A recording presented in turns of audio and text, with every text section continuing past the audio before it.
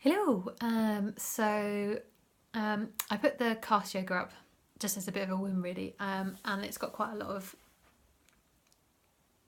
people looking at it, which made me feel a little bit guilty because it was more a yoga sequence for myself, not really thinking it would be looked at by so many people. I really want to put a few things out there and also to give you some tips on how to cope with your cast and your crutches, possibly afterwards as well. So first things first, the video is possibly a few advanced postures. So when you're looking at it, maybe looking at it in a way where you think, oh, I could do that, and I maybe could do that one, without thinking about it, doing it in the whole thing. It just might make it easier. And I definitely don't want to put people off doing yoga. So yeah, so have a look at it. Maybe jot down things that you think you can do that would be beneficial. And if there's places that you can't go, so if your arms don't go behind your back, absolutely fine. Just go wherever they go. If your balance is a little bit squiffy, absolutely fine. Just use a wall or a chair, whatever you've got near you. But just keep your body moving if you want to. So to cast tips. Firstly, use your crutches. So this might sound a bit stupid because of course you're going to use your crutches, but I do remember them saying to me, did I want like one of those scooter things? And I definitely said no because I was quite stubborn and I thought, I'm totally fine, I can totally do this. But actually I realised that crutches are really ridiculously hard. In fact, when I first broke my foot about 20 years ago, the pain of the break was nothing compared to the pain of using crutches. But I would definitely say take the opportunity and use your crutches. They will make your arms super strong. They'll make your core really, really strong with, quite a massive effort. But you might as well anyway. You've got the crutches. It's the best way to move around. And as a bonus, you get strong so that afterwards, when you're out of your cast, your body's way more able to move around and to help that weakened ankle, foot, leg, whatever it is that's broken.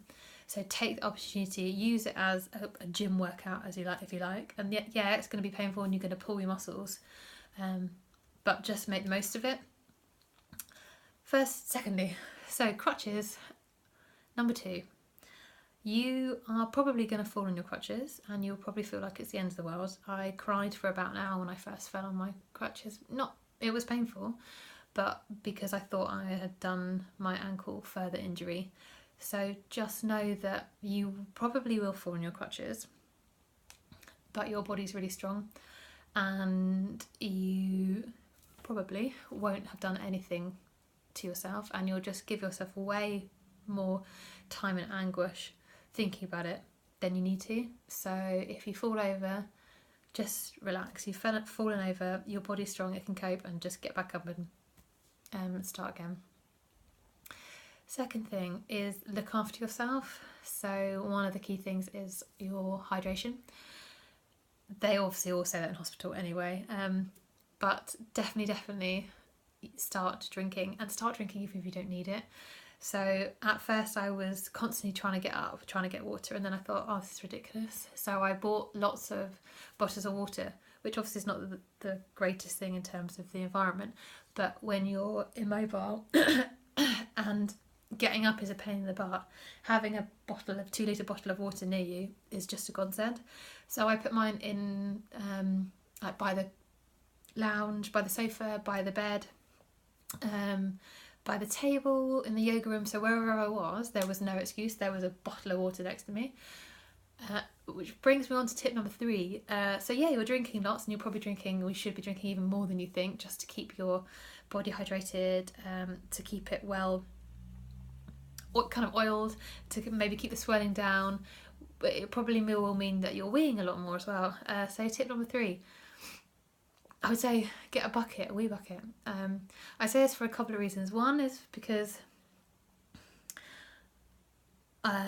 you'll find in the toilet that there aren't handrails probably in your toilet, so you may break a few things in the toilet. I broke our radiator, but also more importantly is getting up in the middle of the night. So when you're on crutches, getting up in the middle of the night sucks. So it's also quite dangerous because you're trying not to trip over the quilt, the cat, the water bottles that you've put strategically there as well. However, with a bucket, you literally just slide out of bed, the bucket, you've got your toilet roll there. It's gross, but it just makes so much easier. And yeah, I'm not proud of it. I'm not proud of the fact that my husband emptied it. Not proud of the fact that my mother-in-law emptied it, but it did make my life so much easier, and it didn't put me off from drinking water, and it didn't put me off from going to the toilet. So anything like that, it's got to be a winner. Speaking of hydration, cups of tea. So you'll probably already know that having a cup of tea on the sofa is impossible unless someone's kind enough to do it for you. You'll end up drinking your tea in the kitchen by the side, which is pretty grim. I guess after about week 4, I kind of was fed up with that. I was fed up with eating breakfast on the side. I was fed up with eating lunch on the side. It was just really depressing. So I thought what I would do is place pieces of furniture, stools, tables, whatever, in strategic places, and then I would move the item, so coffee cup, from one place to the next and move myself after. So for instance, I mean, my house is quite small and it's open plan, so it was easier, but I moved the cup from the kitchen surface to the edge of the work surface, and then moved myself, and then from the edge of the surface to the shelf, and then and then moved myself, and then from the shelf to around to the double radiator that we've got, and then move myself. Then from the radiator to the table, move myself. Table to the cat tree, move myself. Cat tree to the 2 chests, move myself. 2 chests to sofa. It obviously takes a bit of planning, and you probably have to get someone to help you move everything. But once it's done, it's amazing. And you have to be careful if you're eating dinner that you haven't got gravy or something like that, because that will go. So that's my tip. Second thing is to keep your joints moving. So often when you've got a crutch, in crutches, and a cast, your knee joint will be in a set fixed position. You might spend a lot of time on your crutches, in which case it's going to be set bent, or you might not, in which case it's probably going to be out. So tip is just to keep moving that knee. Mine, because I was in hospital for 2 weeks, it got hyperextended, unfortunately. So actually when I came out of hospital and started bending it in my cast, I got all of these bruises where the knee was so unhappy just being stationary. So just remember that your knees like to have that motion in them. So just keep that going. Plus you've got loads of time, so why not? The second thing is to keep your lower body, whichever side is injured, keep it as much muscle tone as you can. It might feel like, well, I'm on cast, I can't do that, but you totally can. There's a couple of exercises that you can do. Really simple one for your quadriceps, so your front of your thigh, is just to stand up straight, keeping your back really straight, and then just lifting that leg straight out in front of you as high as you can, and holding it there for as long as you can, and doing that a couple of times a day. Maybe you can do it for 10 seconds, maybe 20, maybe 30, but just keep building it and you'll just keep that muscle activated. Bridges, you can do that without putting too much weight on your casted foot, and that just keeps your glutes all strong and your core and your back great. Shells, which is where you lay on your side like that with your knees together, your ankles on top of each other. Try to do it. And you just lift. This is really bad, I'm sorry. But basically, if that's your knees and your ankles, this is my elbows and my knees. You just lift and lower, lift and lower. It's a really small movement.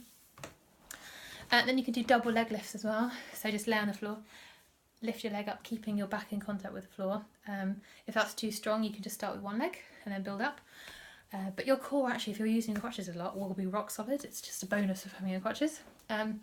Second thing is make sure that you're eating really well, obviously. So vitamin D is really important. So if you can, just get out in the sunshine, maybe 20 minutes a day, just being careful if your skin is sensitive. But your vitamin D will really help your calcium, and also looking at other sources of calcium, not just dairy. I mean, dairy's great, but if you can get your calcium from green leafy veg, sesame seeds, hummus, things like that, it's a lot more accessible to your body. Keep up with your chores if you can. It's really easy just to think, oh, I'm not going to bother doing anything, but you actually end up feeling really crappy at the end of the day. So I learnt how to hoover on my bum. I mean, it took me an hour and 20 minutes. I still hoovered. Yeah, putting the washing out took me about 40 minutes with the moving it and then moving myself method, but I totally did it. Make a daily to-do list. So again, this is just to keep you sane, just to keep you feeling like you've achieved something in your day. So mine was, I downloaded an Italian app. I read for pleasure. I read. I did more yoga coursework. I did more yoga training. I caught up with any household bills, anything like that I needed to do. I just made sure that I felt like I'd done something in my life. So have a look at things that maybe you really like to do, like your hobbies, and maybe you can't do them as they are, but maybe you can read more about them, maybe you can study about them, maybe you can learn about them in a different way. I watched lots of yoga documentaries actually as well, which I'd never have done before, on Guyam, which were brilliant, and it just keeps you occupied. Speaking of which, don't say no to visitors. So if anyone says to you, even if you don't know them that well, oh no, you're injured, like, oh, can I come round and do something? So yes, absolutely. It's surprising how lovely people are, and it's surprising how much you need people when you're feeling really down. So I think for the first 4 weeks of being in a cast, I had visitors almost every single day, and it just makes that day really fly by, because you get up and you know, oh, I've got my daily to-do list, I've got my workout maybe that you're doing, and I've got my visitors. Brilliant. Your workout, once you get a bit more confident, and if you've had surgery, this will obviously take longer as well, because you're battling with internal stuff, not just the healing of your bones. But when you feel able to, you can do a little cardio routine. So I actually had 2 handrails that my neighbour kindly put up either side of my stairs. So what I was able to do is I was able to jump up the stairs using my arms and my one good leg, and then jump down, then jump up, then jump down, and then I would do a little circuit either side of the stairs. So I had some stuff at the top, some stuff at the bottom. So I had 1 kettlebell and a weighted band.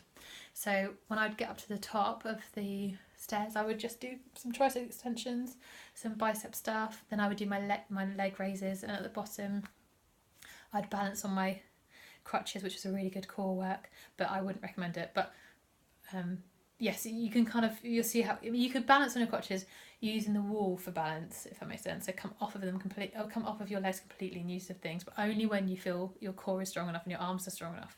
But it is a really lovely core workout, and if you do that, factoring on different circuits, the top and the bottom, you'll have a really amazing whole body workout. Like sit-ups and stuff, obviously you can do.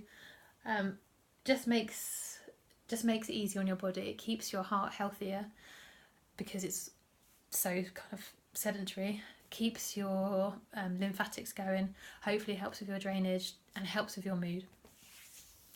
I think that's it for my cast tips. I will probably do another video for post-cast recovery, which is what I'm doing in a minute. I think that's probably it. Other than maybe to show you my injury and what it looks like now, I'll try and maybe put some photos of my before and after and what's inside of my foot if anyone's interested. It's a pretty cool story. So yeah, so ankle as it is now. So ooh, fibula, schnappage, explosion. No, tibia explosion. I can't do it. Okay, you can't see that. Fibula. So both bones broke. So it was quite a long recovery from me, but it's 4 months now and I'm able to do a lot of yoga that I wasn't able to do before. It's still nowhere near what it was, but I just try and take everything a little bit rather than think I'm not gonna do yoga until I can fully do it, or I'm going to put my life on hold until I'm fully well. I think you need to see where you are now in your cast or in your crutches and think, well, what can I do? Not as opposed to what can't I do, and I'm just going to wait till I'm better and then I'll do everything. Like, see what you can actually do now. Make use of your time now.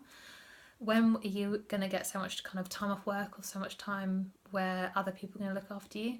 So have a think of what things you can do to make your life better. And I guess that's probably my actual biggest tip, is just to use this as an opportunity to think about what you can do and how you can do it whilst you're in the cast, and see what you can learn from it. And that, I guess, is it till part 2 post cast.